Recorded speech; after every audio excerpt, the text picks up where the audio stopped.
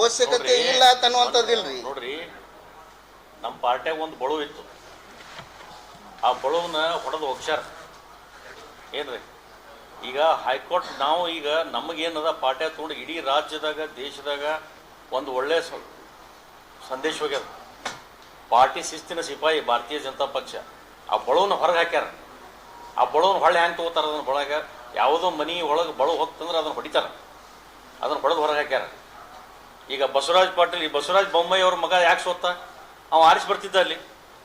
ಈ ಪುಣ್ಯಾತ್ಮ ಹೋಗಿ ಅಲ್ಲಿ ಅವನು ಕೆಡು ಬಂದ ಹೋಗಿ ಅಲ್ಲಿ 55,000 ಪಂಚಮಸಾಲೆ ಇರೋದಾರ. ಅಲ್ಲಿ ಒಬ್ಬ ಕಾಂಗ್ರೆಸ್ MP ಆರಿಸಿ ಬರ್ತಾನ ಅಲ್ಲಿ.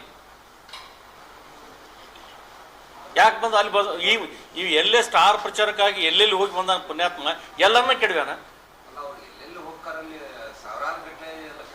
ಅದೇ ಈಗ ಅದರ್ರಿ ಹೋಗೋಣ ಕೂಗ ಹೊಡಿತಾರ. ಈಗ ನಮ್ಗೆ ಏನದ, ನಿಮ್ಮ ಮಾಧ್ಯಮದವ್ರಿಗೆ ನಾವು ಒಂದು ವಿನಂತಿ ಮಾಡ್ಕೋತೀನಿ. ಈಗ ಆ ನಿಮ್ಮ ಸ್ಟಾರ್ ಪ್ರಚಾರಕರು ಮಾಡಿದ್ದೇ ನಿಮ್ಮ ಮಾಧ್ಯಮದವರು.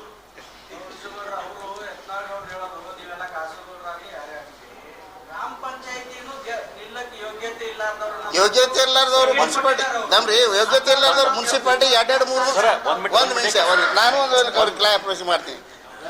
ಆ ಯೋಗ್ಯತೆ ಇಲ್ಲಾರ್ದವರು ಮುನ್ಸಿಪಾಲ್ಟಿ 2-3 ಸಲ ಇದೇ ಬಸನಗೌಡನೇ ವಿರುದ್ಧ ಮಾಡ್ಯಾನ, ರವಿ ಪಾಟೀಲ್ ವಿರುದ್ಧ ಮಾಡ್ಯಾನ. ಅಂಥವ್ನ ವಿರುದ್ಧ ಏನದ ನಾ ಆರಿಸಿ ಬಂದೀನಿ. ನಾ ಬಿದ್ದಂದ್ರೆ ನಾನು ಮಿಸಿ ಬಳಸ್ಕೊಂಡು ತಿರುಗಾಡ್ತೀನಿ ಅಂತ ಹೇಳಿ. ಯಾಕೆ ಮಾಡಿದ್ರಿ ಇವ್ರು ಬರಲಿಲ್ಲ? ಪ್ರತಿಕಾಂತ್ ಗೌಡ ML ಇದ್ದ, ರವಿ ಪಾಟೀಲ್ ML ಇದ್ದ, ಬಸನಗೌಡರು ಸಂಸದರಿದ್ದರು. ನನ್ನ ಏರಿಕೆ 23 ವಾರ್ಡ್ನಾಗ ನನ್ನ ಏರಿಕೆ ಬರ್ತಿದ್ರು ಇವರು.